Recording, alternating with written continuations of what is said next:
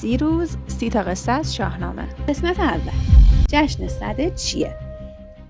اولین پادشاه جهان کیومرث بود.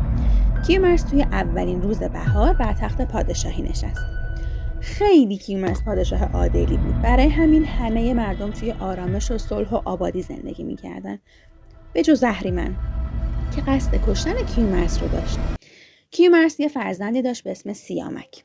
اهریمن هم یک بچه دیو داشت که داشت اونو برای جنگ با سیامک آماده می‌کرد.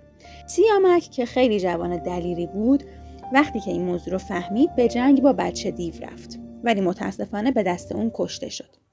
کیومرث که از مرگ پسرش خیلی غمگین بود، آماده جنگ دوباره و انتقام از اهریمن شد. یه سپاه بزرگ از تمام جانوران روی زمین آماده شده بودند برای جنگ با اهریمن. فرماندهی این سپاه به عهده پسر سیامک هوشنگ بود و خود کیومرث هم به دنبال این سپاه راه افتاد. بعد از یه جنگ خیلی بزرگ سپاه اهریمن شکست خورد و دنیا دوباره به خوبی به دست کیومرث و بعدش هم نوش هوشنگ اداره شد.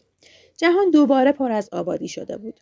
هوشنگ کسی بود که آتش رو کشف کرد و مردم رو به جشن و شادمانی دعوت کرد. این شکلی که یه آتش بزرگ روشن کردن، مردم دورش جمع شده بودن و جشن می‌گرفتن و پایکوبی می‌کردن. اسم اون جشن رو گذاشتن جشن سده که توی 10 بهمن هر سال برگزار میشه.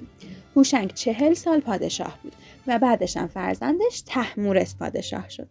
صبر کنیم ببینم، نکنه فکر کردین اهریمن کلا دیگه بی خیال ماجرا شد؟ اینکه سرنوشت مردم ایران بعد از طهمورث چه تغییری کرد و تو ویدیوی بعدی با هم می‌بینیم.